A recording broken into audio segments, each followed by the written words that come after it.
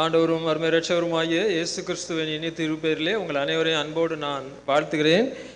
அருமையான இந்த நாளின் காலை பொழுதிலே உங்களோடு பகிர்ந்து கொள்ளும்படியாக திருச்சபை நமக்கு தந்திருக்கிற செம்பொருள் கடவுளின் ஆளுகைக்காக இடர்களை ஏற்றல், taking risk for the sake of the reign of God. இயேசு சுவாமி தன்னுடைய மலைப்பிரசங்கத்திலே அருமையான ஒரு வார்த்தையை சொன்னார். நீதியின் நிமித்தம் துன்பப்படுகிறவர்கள் பாக்கியவான்கள், பரலோக ராஜ்யம் அவர்களுடையது. பரலோக ராஜ்யம் யாருக்கு கிடைக்குமா? நீதி நிமித்தம் துன்பப்படுகிறவர்களுக்கு கிடைக்கும் என்று அருமையாக சொல்கிறார். மட்டுமில்லாமல் இந்த ராஜ்யத்தை நாம் வரவேற்க வேண்டும், கடவுளுடைய ராஜ்யத்தை நாம் வரவேற்க வேண்டும் என்று இயேசு கற்றுக் கொடுத்தார். நாம் பரலோக ராஜ்யத்துக்கு போகிறது அது வேற காரியம். நம்முடைய இந்த உலக வாழ்வுக்கு அப்புறம் நாம் எல்லாரும் பரலோக ராஜ்யத்துக்கு செல்ல வேண்டும் என்ற நம்பிக்கை நமக்கு உண்டு. ஆனால் இயேசு சுவாமி சொன்னார் பரலோக ராஜ்யத்தை நமக்குள்ளே வர வேண்டும் என்று அதை கற்றுக் கொடுத்தார். அதுக்காக ஜெபிக்கவும் கற்றுக் கொடுத்தார். கர்த்தருடைய ஜெபத்தை இயேசு சுவாமி தன்னுடைய சீடர்களுக்கு ஜெபிக்க கற்றுக் கொடுக்கிறார். மத்திய நற்செய்தி நூல் 6வது அதிகாரத்திலே 10வது வசனத்தில் அவர் அருமையாக சொல்கிறார். என்ன ஜெபிக்க வேண்டுமா? உம்முடைய ராஜ்யம் வருவதாக. உம்முடைய ராஜ்யம் எங்கே வரட்டும், நாங்கள் அங்கே வர்றது இருக்கட்டும் அப்புறம், ஆனால் உம்முடைய ராஜ்யம் முதல்ல இங்கே வர வேண்டும் என்று ஜெபிக்கிறதுக்கு அவர் கற்றுக் கொடுத்தார். இப்போ என்ன புரிகிறது இயேசுவாமியுடைய வார்த்தையிலிருந்து? எப்படியாவது இயேசுவினுடைய ராஜ்யம் நாம் வாழ்கிற இந்த இடத்துல அது நிலைப்படுத்தப்பட வேண்டும். அதற்காக நாம் என்ன பண்ண வேண்டும்? கஷ்டப்படணும். கொஞ்சம் கடவுள் ராஜ்யம் நமக்குள்ளே வரணும்னா நாம் சும்மா சுகமாக இருந்தால் அது முடியாது. நீதி நிமித்தம் நாம் என்ன பண்ண வேண்டும்? துன்பப்படும் போது, நீதி நிமித்தம் நம் பாடுகளை அனுபவிக்கும் போது அந்த கடவுளுடைய ராஜ்யம் நமக்கு வசப்படும். நம் மத்தியிலே கடவுளுடைய ராஜ்யம் நிலைப்படும் என்பதைத்தான் இயேசு சுவாமி தெளிவாக இந்த மலைப்பிரசங்கத்திலே அவர் சொல்லுகிறதை பார்க்கிறோம். நம்முடைய முன்னோர்களை நாம் கவனித்து பார்த்தால், நம்முடைய பெற்றோர்கள், நம்முடைய பெற்றோரின் பெற்றோர்கள், திருச்சபையில் பார்த்தா நம்முடைய மூத்த விசுவாசிகள் கடவுளின் ராஜ்யத்தை நம் மத்தியிலே கொண்டு வருவதற்காக, நமக்குள் நிலைப்படுத்துவதற்காக அவங்க நிறைய ரிஸ்கை எடுத்திருக்கிறார்கள். அது நம்ம கண்கூட பார்த்துருக்கோம். ஆனால் இன்றைக்கு நேற்று அல்ல, 2000 வருடங்களுக்கு முன்பதாகவே, 4000 வருடங்களுக்கு முன்பதாக, 6000 வருடங்களுக்கு முன்பாகவே நம்முடைய முன்னோர்கள் இந்த ரிஸ்கை எடுத்திருக்கிறார்கள். இடர்பாடுகளை அவர்கள் ஏற்றிருக்கிறார்கள் என்பதை நாம் திருமறை வாயிலாக படித்து தெரிந்து கொள்கிறோம். குறிப்பாக நாம் சொல்ல வேண்டுமென்றால் எபிரேயர் நிருபத்தை நாம் எடுத்துக்கொள்வோம். 11வது அதிகாரம் 35 முதல் 38 வசனங்களை நாம் வாசித்து பார்ப்போமானால், விசுவாசத்துக்காக, தாங்கள் வைத்திருக்கிற பக்தி வைராக்கியத்திற்காக, தாங்கள் கிறிஸ்துவின் மேல் கொண்டிருக்கிற பற்றுறுதிக்காக எப்படிப்பட்ட இடர்பாடுகளை எல்லாம் ஆதி திருச்சபையில் இருந்த நம்முடைய மூதாதையர்கள் அவர்கள் ஏற்றுக்கொண்டிருக்கிறார்கள், அவர்கள் எதிர்கொண்டிருக்கிறார்கள், அவற்றையெல்லாம் அவர்கள் தைரியத்தோடு சந்தித்திருக்கிறார்கள் என்பதை பார்ப்பது ரொம்ப மலைப்பாக இருக்குது இல்லையா? எபிரேயர் நிருபத்தை நாம் எடுத்துக்கொள்வோம். 11வது அதிகாரம் 35 முதல் 38 வசனங்களை நாம் வாசிப்போம். நிந்தைகளையும் அடிகளையும் கட்டுகளையும் காவலையும் அனுபவித்தார்கள், கல்லெறி உண்டார்கள், வாளால் அறுப்புண்டார்கள், பரீட்சை பார்க்கப்பட்டார்கள், பட்டயத்தினாலே வெட்டப்பட்டு மரித்தார்கள், செம்மறியாட்டு தோள்களையும் வெள்ளாட்டு தோள்களையும் போர்த்து கொண்டு தெரிந்து குறைவையும் உபத்திரவத்தையும் துன்பத்தையும் அனுபவித்தார்கள். உலகம் அவர்களுக்கு பாத்திரமா இருக்கவில்லை. அவர்கள் வனாந்திரங்களிலேயும் மலைகளிலேயும் குகைகளிலேயும் பூமியின் வெடிப்புகளிலேயும் சிதறுண்டு அலைந்தார்கள். இவர்கள் எல்லாரும் விசுவாசத்தினால் நற்சாட்சி பெற்றும் வாக்குத்தத்தம் பண்ணப்பட்டதை அடையாமற் போனார்கள். நாம் வாசிக்கிற பகுதியில் அவர்கள் இயேசுக்கு முன்னாடி உள்ளவர்கள், பழைய ஏற்பாட்டின் காலத்தில் வாழ்ந்த மக்கள் கடவுள் பேரில் உள்ள விசுவாசத்துக்காக எவ்வளவு பாடுகளை அவர்கள் அனுபவித்திருக்கிறார்கள். அப்படி என்றால் கிறிஸ்துவை சந்தித்த நாம், கிறிஸ்துவை விசுவாசிக்கிற நாம், கிறிஸ்துவின் பிள்ளைகள் என்று சொல்லிக் கொள்கிற நாம், ரட்சிக்கப்பட்டிருக்கிறேன், ஞானஸ்நானம் எடுத்திருக்கிறேன், திருச்சபையிலே நான் அங்கத்தினராக இருக்கிறேன், நான் விசுவாசியாக இருக்கிறேன், ஊழியக்காரனாக இருக்கிறேன், ஊழியக்காரரியாக இருக்கிறேன் என்று நம்மை குறித்து பெருமையாக சொல்லிக் கொள்கிற நாம் எந்த அளவுக்கு நாம் இடர்பாடுகளை சந்திக்க தயாராக இருக்க வேண்டும், கடவுளுக்காக ரிஸ்க் எடுப்பதற்கு நாம் எப்படி தயாராக இருக்க வேண்டும் என்பதை நாம் சிந்திப்பதற்காக தான் இந்த பகுதி நமக்கு கொடுக்கப்பட்டிருக்கிறதை நாம் பார்க்கிறோம். கிறிஸ்துவின் ஆளுகைக்காக, கடவுளின் ஆளுகைக்காக இடர்பாடுகளை ஏற்கும் போது நாம் எவ்விதத்தில் அதை ஏற்க வேண்டும், இந்த ரிஸ்கை எடுப்பதற்கு நமக்கு என்ன தேவை, இந்த ரிஸ்கை எடுப்பதற்கு நமக்கு என்ன தேவை என்பதை குறித்து தான் நான் 3 காரியங்கள் உங்களோடு பகிர்ந்து கொண்டு விடைபெற நான் விரும்புகிறேன். முதலாவது பாருங்க, கடவுளுக்காக, கடவுளுடைய ராஜ்யத்தின் ஆளுகைக்காக நாம் இந்த ரிஸ்கை எடுக்கும்போது நாம் ஒரு காரியத்தை இழந்து ஆக வேண்டும். நம்முடைய அடையாளத்தை இழந்து, we should lose our identity. Taking risk, losing your identity. Taking risk, losing your identity. உங்களுடைய அடையாளத்தையே நீங்கள் இழந்து போக வேண்டிய சூழ்நிலை வரும். அதற்கு நாம் தயாராக இருக்க வேண்டும். ஒருவேளை திருச்சபையிலே நான் பெரிய ஆள் என்று சொல்லிக் கொள்கிறோம், என் குடும்பத்திலே நான் தான் பெரியவன், நான் தான் பெரியவள் என்று நாம் சொல்லிக் கொள்கிறோம். நான் பணியாற்றுகிற இடத்துல என் ஆபீஸ்ல நான் தான் பெரிய ஆள், நான் இல்லாட்டி அங்கே ஒன்றும் நடக்காது என்று சொல்லிக் கொள்கிறோம். நாம் வாழ்கிற பகுதிகளிலே நான் தான் என்று சொல்லிக்கொள், நம்மை கொடுத்து பல காரியங்களை நாம் பெருமையாக சொல்லிக் கொள்கிறோம். திருச்சபையில் ஒன்று நடந்தது என்றால் இதை நடத்தியது யார், இதற்கு மூல காரணமானது என்றால் நான் தான் என்று சொல்லிக் கொள்கிறோம். நம்முடைய பெயர் வரவில்லை என்றால் ஏன் என் பெயரை சொல்லவில்லை என்று சொல்லுகிறோம்.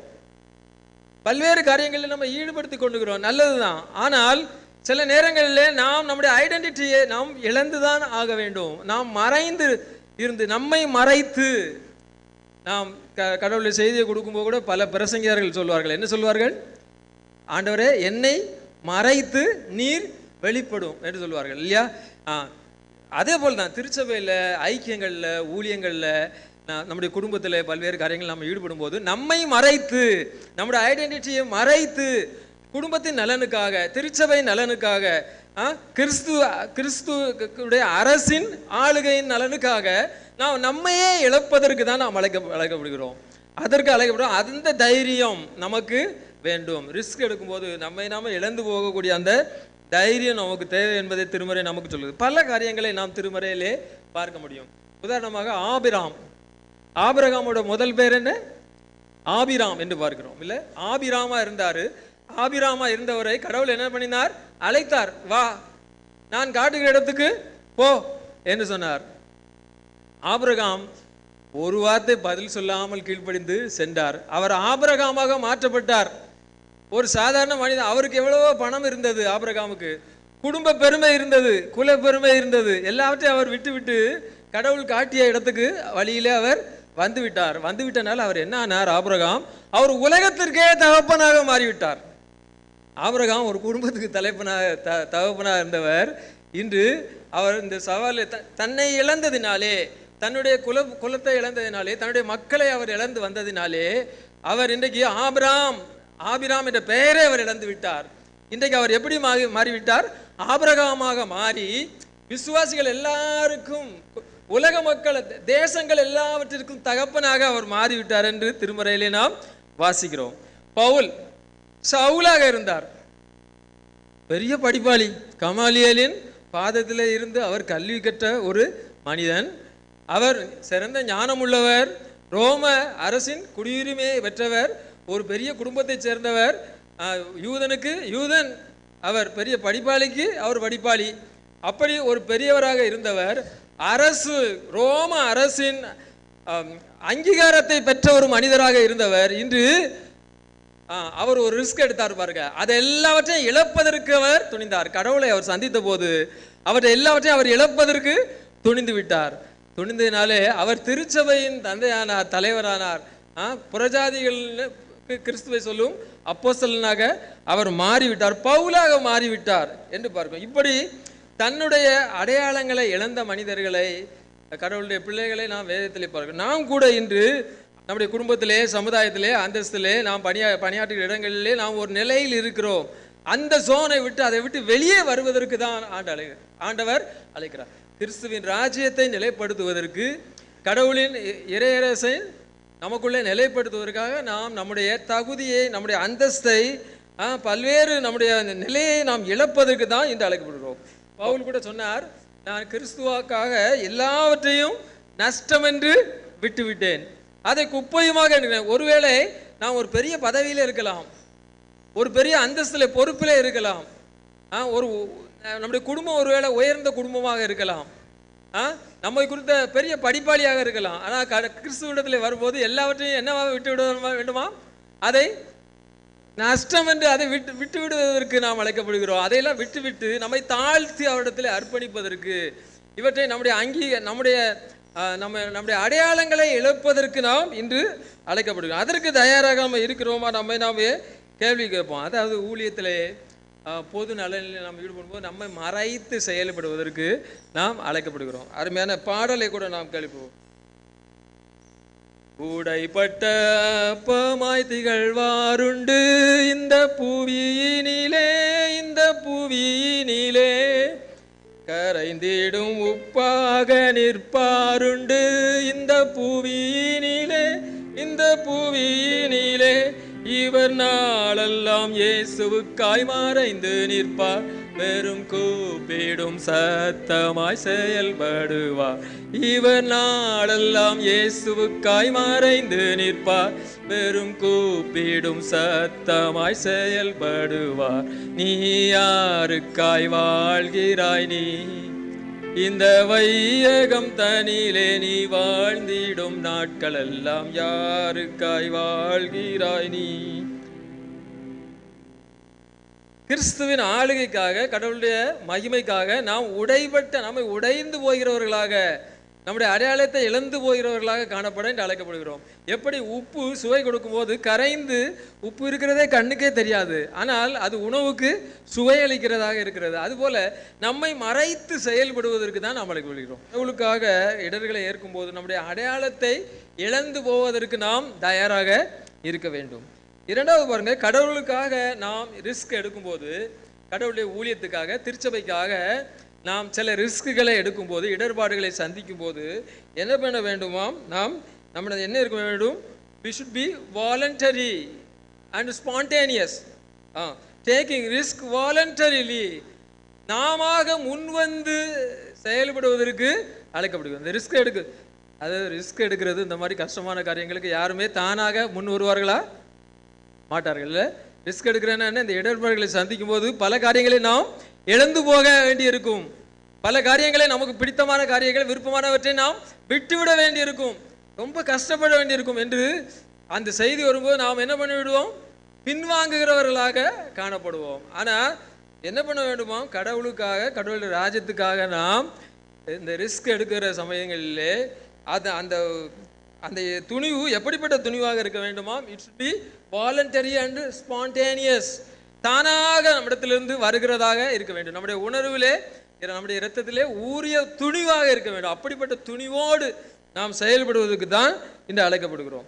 அருமையாக பேதுரு கடல் மீது நடந்த கதை நம்ம எல்லாருக்கும் தெரியும் இல்லை? ஏசுவாமி அந்த மலைப்பிரசங்கத்தை தொடர்ந்து வருகிற பகுதிகளிலே பார்க்கும்போது ஏசுவாமி அந்த 5 அப்பமும் 2 மீனை கொண்டு 5000 பேரை போஷித்து, திரளான ஜனங்களை போஷித்து விட்டு தன்னுடைய சீடர்களை கடலுக்குள்ள அனுப்பிவிட்டு அவர் தனியாக ஜெபம் பண்ணுறதுக்கு போய்விடுகிறார். போய்விட்டு பின்னராக அவர்கள் கடலிலே கொந்தளிப்பு வந்து கடலிலே அலைகள் வீசி அவர்கள் அலைக்கழித்த அந்த சமயத்திலே அவர் திரும்ப இயேசு வருகிறதை நாம் பார்க்கிறோம். மத்திய நற்செய்தி நூல் 14வது அதிகாரத்தை நாம் எடுத்து வைத்துக் கொள்வோம். 22 முதல் 33 வசனங்களோட பகுதியை துணையாக கொண்டு இந்த காரியத்தை உங்களுக்கு நான் விவரிக்க நான் ஆசைப்படுகிறேன். இயேசு சுவாமி 4ஆம் சாமத்திலே 25வது வசனத்தில் கடல் மேல் நடந்து அவர்களிடத்திற்கு வந்தார். அவர் கடலின் மேல் நடந்து வருகிறதை சீடர்கள் கண்டு கலக்கமடைந்து ஆவேசம் என்று சொல்லி பயத்தினால் அலறினார்கள். உடனே இயேசு அவர்களோட பேசி திடன் கொடுங்கள் என்று சொல்கிறதை பார்க்கிறோம். 28ஆம் வசனத்தை வாசிப்போம். பேதுரு அவரை நோக்கி, ஆண்டவரே, நீரே ஆனால் நான் ஜலத்தின் மேல் உம்மிடத்தில் நடந்து வர கட்டளையிடும் என்றான். பேதுரு இங்கு தானாக அவன் ஒரு காரியத்தை செய்கிறான். இயேசுவாமி தண்ணீரின் மேல் நடந்து வருகிறார். நடந்து வரும்போது பேதுரு என்ன பண்ணுகிறார்? நானும் நடந்து வருகிறேன் தண்ணீரின் மேல் என்று அங்கே சொல்லுகிறதை பார்க்கிறோம். ஆனால் அங்கே ஒரு காரியத்திற்காக அவர் இயேசுவாமியிடம் பெர்மிஷன் கேட்கிறார். நான் நடந்து வருகிறேன், நீர் நடந்து. இயேசுவாமி தண்ணீரில் நடந்து வந்து கொண்டிருக்கிறார். பேதுருவும் இப்பொழுது அவருடைய விசுவாசத்தின் அடிப்படையிலே நான் தண்ணீரின் மேல் நடக்கப் போகிறேன், எனக்கு அனுமதி கொடுக்க வேண்டும் என்று கேட்கிறார். இங்கு நாம் இன்று என்ன சொல்லுகிறோம்? வாலண்டரியாக அவருக்கு ஒரு ஆசை இருக்கிறது அங்கே. ஆனால் அவர் தன்னார்வத்துடன் அங்கே செயல்படுவதற்கு அவர் மறுக்கிறதை நாம் பார்க்கிறோம். ஆனால் அழைப்பு வரட்டும், கடவுள் அழைத்தால் நான் தண்ணீரில் நடப்பேன் என்று சொல்லுகிறதை இங்கே நாம் பார்க்கிறோம். என்ன, அவர் இயேசுவை நோக்கி நீர் சொன்னால் நான் வருகிறேன் என்று சொல்லுகிறதை பார்க்கிறோம். நீரே ஆனால் நான் நிலத்தில் மேல் நடந்து வர இடத்தில் வர கட்டளையிடும் என்று சொல்கிறதை பார்க்கிறோம். இயேசு சுவாமி வா என்று சொன்னார், அவர் நடந்து போனதை நாம் பார்க்கிறோம். இப்போதும் நமக்கு இதிலிருந்து கொடுக்கப்படுவது என்னன்னா, நாம் கிறிஸ்துவனுடைய ராஜ்யத்தின் விரிவாக்கத்திற்காக, கடவுளுடைய ஊழியங்களுக்காக, அவருடைய பணிகளுக்காக நாம் ஆண்டோட அழைப்பு வரும் வரும் வரும் என்று காத்திருக்காமல் நாம முன்வந்து செயல்படுவதற்கு அழைக்கப்படுகிறோம். இங்கு பேதுரு என்ன பண்ணுகிறார்? அவர் சொல்லட்டும், நான் கடலில் நடக்கிறேன். இயேசுவாமி சொல்லட்டும், அதுக்கு பிறகு நான் நடக்கிறேன் என்று காத்திருக்கிறது பார்க்கிறோம். இன்று நமக்கு கொடுக்கப்படுவது என்னென்றால், நாம முன்வந்து தன்னார்வத்துடன் நாம் முன்வந்து கடவுளுடைய பணிகளிலே சவால்களை ஏற்றுக்கொள்வதற்கு, இடர்பாடுகளை ஏற்றுக்கொள்வதற்கு. கடலில் நடப்பது சாதாரண காரியம் இல்லை. பேதுருவுக்கு நீச்சல் தெரியுமா தெரியாதா? பேதுருக்கு நீச்சல் தெரியுமா தெரியாதா? பேதுரு கடல்லே கடந்து மீன் பிடிக்கிறவர், அவருக்கு நீச்சல் தெரியும். ஆனா நீச்சல் தெரிகிறது வேற, நீச்சல் அடிக்கிறது வேற. இங்க இவர் என்ன பண்ண வேண்டும்? கடலிலே நடக்க வேண்டும். இப்பொழுது இயேசுவாமி நடந்து வருகிறார், பேதுரும் கடலில் நடக்க வேண்டும். கடவுளில் நடக்கிறது எளிதான காரியம் இல்லை, அது ஒரு ரிஸ்கான காரியம், அது ஒரு ஆபத்தான ஒரு காரியம். ஆனால் இந்த நேரத்தில் அவர் என்ன பண்ண வேண்டும்? இயேசுவாமி வருகிறார் என்றால் அவர் என்ன பண்ணியிருக்க வேண்டும்? விசுவாசத்தோடு இவர் நடந்திருக்க வேண்டும். ஆனால் அவர் அழைத்தால் நான் போகிறேன் என்று சொல்லுகிறதை இங்கே பார்க்கிறோம். இங்கு உங்களுக்கும் எனக்கும் கொடுக்கப்படுவது என்ன? நீங்க நம்ம என்ன பண்றோம்? கடவுள் அழைக்கட்டும், அவர் அழைக்கட்டும், நான் போகிறேன். எனக்கு இதுவரைக்கும் அழைப்பு இல்லை, அழைத்தா தான் நான் போவேன் சொல்லுகிறோம்.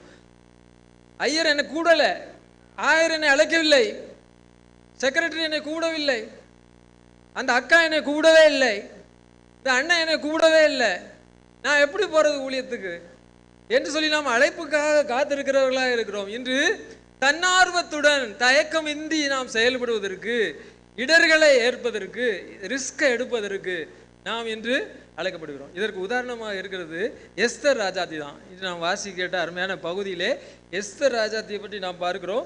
இந்த எஸ்தரின் புத்தகத்தை நாம் எழுது 4வது அதிகாரம் 11-16 வசனங்களிலே அங்கு பார்க்கிறோம். யூத மக்களை விடுவிப்பதற்காக, யூத மக்களின் ராஜ்யத்திற்காக அங்கே எஸ்தர் ராஜாத்தி எப்படி இந்த இடர்பாடுகளை சந்திச்சா, எப்படி ரிஸ்க் எடுத்தாங்க அவங்க என்பதை தான் இன்று நாம் வாசி கேட்ட பகுதியில் அருமையாக பார்க்கிறோம். அநேகந்தரம் நாம் வாசித்திருக்கிறோம், இன்று நம்ம அந்த பகுதியை வாசிக்க கேட்டோம் இல்லையா? என்ன பண்ணுவோம்? எஸ்தர் பெரிய ராஜாத்தி தான், சந்தேகமே இல்லை. ஆனாலும் ராஜா அழைக்காமல் என்ன பண்ணக்கூடாது? அவர் முன்னாடியில் போகவே கூடாது. அப்படி யாராவது போனாங்கன்னா, யாராவது போனாங்கன்னா அவங்களுக்கு மரண தண்டனை தான். அப்படி தப்பித்தவரை யாராவது போகும்போது அவர் தன்னுடைய செங்கோலை பொற்கோலை அவர் நீட்டினால் பிழைச்சாங்க.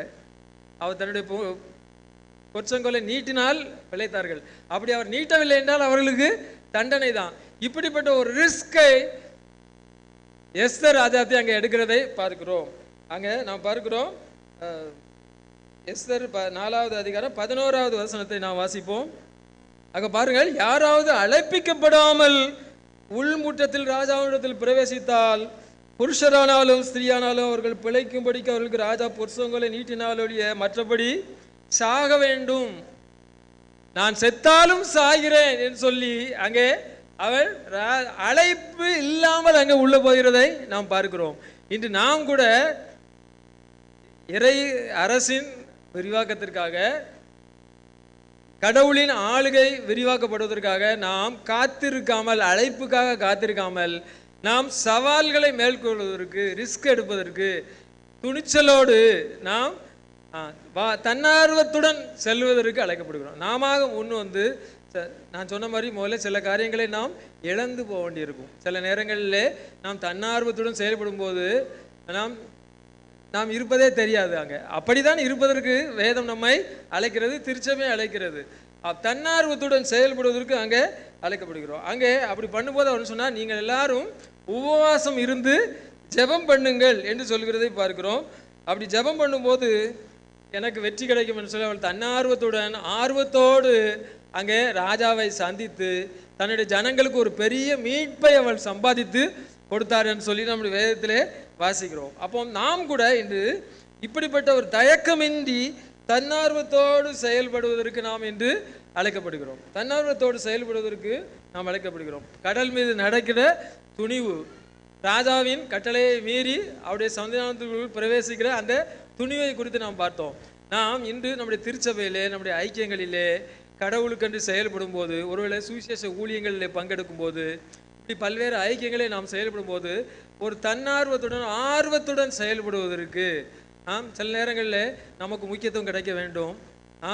நம்ம யாரும் கண்டுகொள்ளவே இல்லை என்ற உணர்வு நம்மை என்ன பண்ணுகிறது, மட்டுப்படுத்துகிறது. அப்படிப்பட்ட சூழ்நிலைகளை நாம் எடுத்து போட்டு நாம் ஆர்வத்துடன் தன்னார்வத்துடன் இந்த ஐக்கியங்களிலே கலந்து கொள்வதற்கு நாம் இன்று அழைக்கப்படுகிறோம். இதுதான் இரண்டாவது காரியம். தன்னார்வத்தோடு கலந்து கொள்ளுகிறதை ரிஸ்க் எடுப்பதற்கு நமக்கு தன்னார்வமும் இந்த அவசியம் என்பதை இது காட்டுகிறது.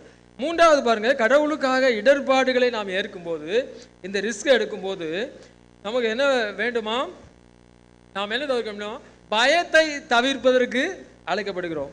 Taking risk fearlessly and with faith. Taking risk fearlessly and with faith. பயமின்றியும் பற்றுறுதியுடனும் நாம் கடவுளுக்கண்டு இடர்பாடுகளை சந்திப்பதற்கு நாம் ஏற்றுக்கொள்வதற்கு அழைக்கப்படுகிறோம். இதே பகுதியிலே நாம் பார்க்கிறோம், மத்தேயு நற்செய்தி நூல் 10வது அதிகாரம் 30-32 வசனங்களை நான் பார்க்கும்போது, காற்று பலமாக இருக்கிறதை கண்டு பேதுரு நடந்து வருகிறார். பேதுரு இயேசு சொன்ன உடனே அவர் என்ன பண்ணுகிறார், கடல் மீது நடக்கிறார். ஆனால் அவருக்கு அடுத்து வந்தது என்ன, பயம் வந்தது. பேதுரு கடல் மீது நடக்க ஆரம்பித்து விட்டார். பயம் வந்ததுனால் என்ன போய்விட்டது, விசுவாசம் போய்விட்டது. அவர் பயந்து கடலில் மூழ்கிறார். அப்போ இயேசு சுவாமி அவரிடம் சொன்னது என்ன தெரியுமா, இயேசு சுவாமி என்ன சொன்னார், ஏன் சந்தேகப்பட்டாய், அவிசுவாசியாய் இராமல் விசுவாசியாய் இரு. பேதுருவே, சீமோனே, நீ ஏன் சந்தேகப்பட்டாய், அவிசுவாசியாயிராமல் விசுவாசியாயிரு என்று சொல்கிறதை நாம் பார்க்கிறோம். என்ன பண்ணுகிறோம், பயம் வந்து விடுகிறது. ஒரு ரிஸ்க் எடுக்கும் போது ரிஸ்க் ஃபேக்டர் எல்லாம் பார்த்து தான் நம்ம இப்போ செய்கிறோம். எல்லாம் பேங்கில் பணம் டெபாசிட் பண்ணணும்னா பேங்க் நல்ல பேங்கா அப்படின்னு பார்க்குறோம். இல்லை மியூச்சுவல் ஃபண்டில் போடணும்னா அது எப்படி, அதோட ப்ளஸ் என்ன மைனஸ் என்னன்னு சொல்லி பார்க்குறோம். இன்சூரன்ஸ் போடணும்னா எல்லாம் பார்க்குறோம். எல்லாம் பார்த்து ரிஸ்க் ஃபேக்டர்ஸ் எல்லாம் பார்த்து தான் நம்ம போயிடும். இருந்தாலும் நமக்குள்ளே என்ன இருந்து கொண்டே இருக்கிறது, பயம். ஒருவேளை இந்த பேங்கு வேலை ஆகிடுமா, எதுவும் ஆகிடுமா, நம்ம பணம் கிடைக்காம போயிடுமா என்று சொல்லிலாம் நாம் பயப்படுகிறோம். இதே பயம்தான் இங்கே கடவுளுக்கென்று ரிஸ்க் எடுக்கும்போது நமக்கு பயம் மனதுக்குள்ளே இருக்குது, இது இல்லையா? இந்த பயத்தை நீக்குவதற்கு நாம் அழைக்கப்படுவோம். கடவுளுக்கென்று ஒரு காரியங்களை செய்ய வேண்டும், திருச்சபைக்கென்று ஒன்றை செய்ய வேண்டும், ஊழியத்துக்கென்று ஒரு காரியத்தை செய்ய வேண்டும் போது என்ன பண்ணுகிறோம், பயம் வந்து விடுகிறது, சந்தேகம் வந்து விடுகிறது, துணிச்சலோடு செய்ய மறுக்கிறோம். துணிச்சலோடு பயம் வந்தோடனே சந்தேகம் வந்து விடுறது. இல்லை, பிள்ளைகள்கிட்ட பார்த்தா நாளைக்கு எக்ஸாம் இருக்குது, பயமாக இருக்குது, நாளைக்கு எக்ஸாம் இருக்குது, பயமாக இருக்குன்னு சொல்லுறோம். நாளைக்கு ஒரு ப்ராஜெக்ட் சப்மிட் பண்ணணும், பயமாக இருக்குது, தீசிஸ் சப்மிட் பண்ணணும், பயமாக இருக்குது. நாளைக்கு இன்ஸ்பெக்ஷன் இருக்குது, அதனால் பயமாக இருக்குது. நாளைக்கு ஒரு ஆடிட் இருக்குது, அதனால் எனக்கு பயமாக இருக்குது என்று சொல்லுகிறோம். நாளைக்கு ஒரு கேஸ் கோர்ட்டில் வருது, எனக்கு பயமாக இருக்கிறது என்று சொல்லுகிறோம். ஆனால் நாம் செயல்படுகிறோமா இல்லையா? செயல்பட்டு கொண்டு தான் இருக்கிறோம். அதே போல் தான் கிறிஸ்துவின் ஆளுகைக்காக பயத்தை புறந்தள்ளி நாம் செயல்படுவதற்கு இன்று அழைக்கப்படுகிறோம். இதற்கு நமக்கு உதாரணமாக இருக்கிறவர்கள் அருமையான 3 வாலிபர்கள் என்று நாம் சொல்லுகிறோம். சாத்ராக், மேஷாக், ஆபேத்நேகோ தான். தானியேலின் புத்தகத்திலே 4வது அதிகாரத்தை நாம் எடுத்து வைத்துக் கொள்வோம். தானியேலின் புத்தகத்திலே 3வது அதிகாரத்தை நாம் எடுத்து வைத்துக்கொண்டு சில காரியங்களை நாம் சிந்திப்போம். இந்த 3 வாலிபர்களான சாத்ராக், மேஷாக், ஆபேத்நேகோ இவர்கள் எப்படி தங்கள் பயத்தை நீக்கி அவர்கள் விசுவாசத்திலே உறுதியாக இருந்தார்கள், பயத்தை நீக்கி பற்றுறுதியிலே அவர்கள் நிலைத்திருந்தார்கள் என்று சொல்லி பார்க்கிறோம்.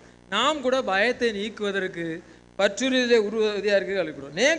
14வது வசனம், 3வது அதிகாரம் 14வது வசனத்தை நாம் வாசிப்போம். நேப்காத்நேச்சார் ஒரு கேள்வியை கேட்கிறான். என்ன கேட்கிறான்? சாத்ராக், மேஷாக், ஆபேத்நேகோ என்பவர்களே, நீங்கள் தேவர்களுக்கு ஆராதனை செய்யாமலும் நான் நிறுத்தின பொற்சிலையை பணிந்து கொள்ளாமலும் இருந்தது உண்மைதானா என்று கேட்கிறார். நான் நிறுத்தின பொற்சிலையை நீங்கள் வணங்க மாட்டேன் என்று சொன்னது உண்மைதானா என்று சொல்லி நேப்காத்நேச்சார் ராஜா இவர்கள் 3வரையும் பார்த்து கேட்கிறான்.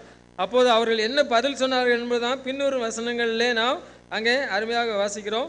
16, 17, 18 வசனங்களிலே நாம் அங்கே பார்க்கிறோம். சாத்ராக், மேஷாக், ஆபேத்நேகோ என்பவர்கள் ராஜாவை நோக்கி, இந்த காரியத்தை குறித்து உமக்கு உத்தரவு சொல்ல எங்களுக்கு அவசியம் இல்லை. நாங்கள் ஆராதிக்கிற எங்கள் தேவன் எங்களை தப்புவிக்க வல்லவராய் இருக்கிறார். அவர் எரிகிற அக்கினி சூளைக்கும் ராஜாவாகிய உம்முடைய கைக்கும் நீங்களாக்கி விடுவிப்பார். விடுவிக்காமற் போனாலும் நாங்கள் உம்முடைய தேவர்களுக்கு ஆராதனை செய்வதும் இல்லை, நீர் நிறுத்தின பொற்சலையை பணிந்து கொள்வதும் இல்லை என்று என்கிறது ராஜாவாகிய உமக்கு தெரிந்திருக்க கடவுது என்று சொல்லுகிறதை நாம் பார்க்கிறோம். இங்கே அவர்கள் ஒரு ஒரு சிறிதளவு கூட அவர்கள் பயம் இல்லாமல், அதாவது அவர்கள் ஒரு ராஜாவுக்கு ஒரு பேரரசருக்கு முன்பாக நிற்கிறோம் என்ற பயமே அவர்களுக்கு இல்லை. ராஜாவுக்கு முன்னாடி நிற்கிறவங்க பயமே அவர்களிடத்துல அங்கே காணப்படவில்லை. மட்டுமல்ல, ஒரு பெரிய தண்டனை நமக்கு காத்திருக்கிறது இல்லையா? இவர்கள் இதை வணங்காமற் போனால் இவர்களுக்கு கொடுக்கப்படுகிற தண்டனை அவர்கள் கண்ணு முன்னாடி இருக்கிறது. இந்த அக்கினி சூழலில் தான் நீங்கள் போடப்படுவீர்கள் என்று சொல்லியாச்சு. அக்கினி சூழல் அங்கே கண்ணு முன்னாடி இருக்கிறது. ராஜா அங்கே இருக்கிறார், ராஜாவின் முன்னே நிற்கிறார்கள். தண்டனை அங்கே அவர்களுக்கு முன்பாக காத்திருக்கிறது.